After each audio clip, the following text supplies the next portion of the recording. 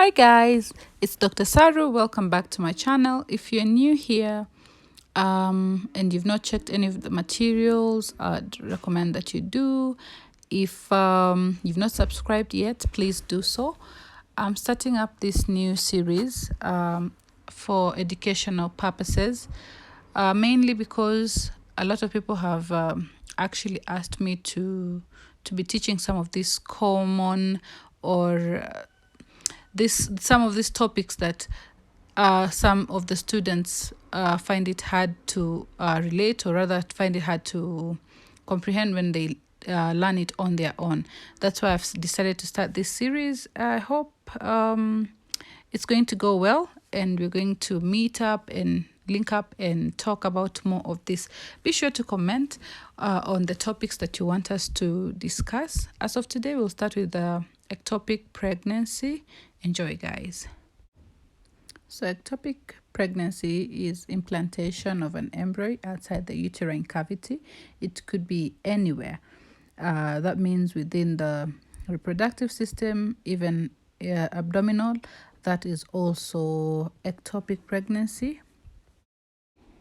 From my clinical practice, I would say any lady who comes to your facility with unilateral low abdominal pain, with some period of amenorrhea, I'd consider that as an ectopic pregnancy unless proven otherwise. Most of the time, the clinical features, the triad is period of amenorrhea, unilateral low abdominal pain, and some spotting, some vaginal spotting, mainly a brownish discoloration. Of the discharge will be brownish, not really bright red. And sometimes the patient could come with symptoms of shock because of ruptured ectopic pregnancy. So you should also look out and watch out for the signs of shock. Risk factors include one, pelvic inflammatory disease is the most commonest cause of ectopic pregnancy, especially chlamydia infection. Two, prior history of an ectopic pregnancy. Three, if you've ever had tubal surgery for one reason or another. Four, if you had any pelvic surgeries, it's also a risk factor for you getting an ectopic pregnancy. Of course, smoking and history of infertility can also be a risk factor for ectopic pregnancy. And let's not forget advanced maternal age, especially for mothers over the age of 35. We might experience, or some might get, ectopic pregnancy with advanced maternal age. So guys, you'll notice that with every slide I've tried to put the pictorial or the diagram where implantation can occur in different regions. I'd like you guys to go back and check it out so that you can know. I want it to really stick into your head of the regions where it's common, where it commonly occurs, the implantation outside the cavity, the uterine cavity. With the commonest region being the ampulla, I would like you guys to check out the pictorial so that you can try and memorize the different regions where implantation occurs outside the cavity, so that you can know exactly where from the most commonest to the least commonest. Differential diagnosis for an ectopic pregnancy, unruptured, that is, UTI, nephrolithiasis, appendicitis.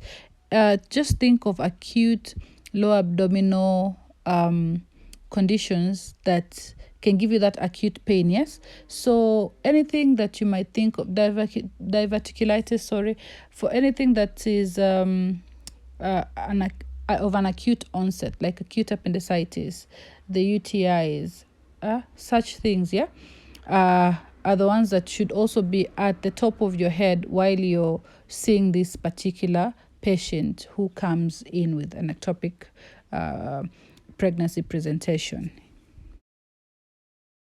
After your history taking and correct and proper examination, you're quite convinced that this could be a case of an ectopic pregnancy, but you just want to do a confirmatory test so that you're sure that you're actually spot on. Serum or urinary HCG levels are can actually guide you to knowing that yes, this is it, the person was actually pregnant or the person is pregnant, but it's an ectopic pregnancy. For ultrasound, transvaginal is the one that works best in this particular scenario. If you're in a setting that can actually do that, well and good. Do it, confirm it, know where it is, and go ahead to your management plan. In my next video, where I'll be answering the questions that you'll have sent in, I will go deeply into the medical management and the surgical management, when you should choose which over the other. But as you know,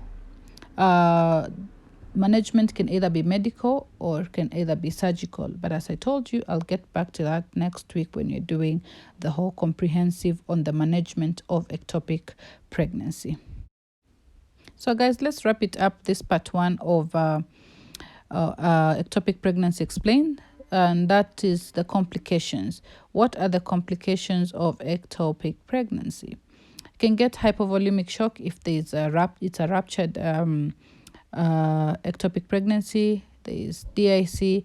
The other thing that disturbs most women is recurrence. Once you've you've had an ectopic pregnancy before, you're susceptible, or you can get another one, not necessarily, but the recurrence is also another complication. Infertility, and sometimes in severe cases of ruptured ectopic pregnancy because of hypovolemic shock and maybe not getting to the facility in time, death is also a complication. Thank you guys for joining in.